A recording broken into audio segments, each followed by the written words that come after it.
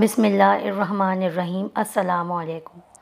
حکیم صاحب شیخ الوظائف فرماتے ہیں، قائرین کرام، یہ ایک وظیفہ جسے اٹھتے بیٹھتے چلتے پھرتے باوضو پڑھنا ہے، لیکن بے وضو بھی پڑھا جا سکتا ہے۔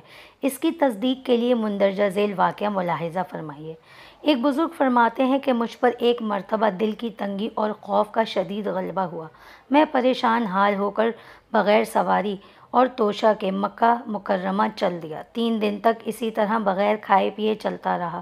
چوتھے دن مجھے پیاس کی شدت سے اپنی ہلاکت کا اندیشہ ہو گیا، اور جنگل میں کہیں سایہ دار درخت کا بھی پتہ نہیں تھا کہ اس کے سائے میں ہی بیٹھ جاتا۔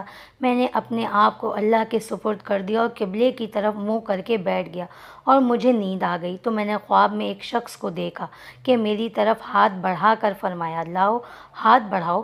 میں نے ہاتھ بڑھایا تو انہوں نے مجھ سے مصافحہ کیا اور فرمایا، تمہیں خوشخبری دیتا ہوں، تم صحیح سالم حج کرو گے، قبر اطہر کی زیارت بھی کرو گے۔ میں نے کہا، اللہ آپ پر رحم کرے، آپ کون ہیں؟ فرمایا، میں خضر علیہ السلام ہوں۔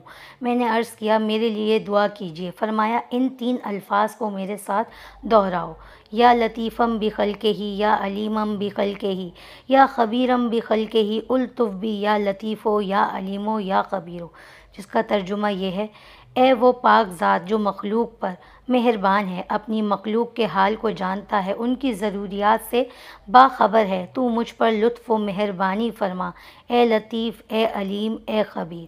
پھر فرمایا کہ یہ ایک تحفہ ہے جو ہمیشہ کام آنے والا ہے۔ جب تجھے کوئی تنگی پیش آئے یا کوئی آفت نازل ہو تو ان کو پڑھ لیا کر، تنگی رفع ہو جائے گی اور آفت سے خلاصی نصیب ہوگی۔ یہ کہہ کر وہ غائب ہو گئے۔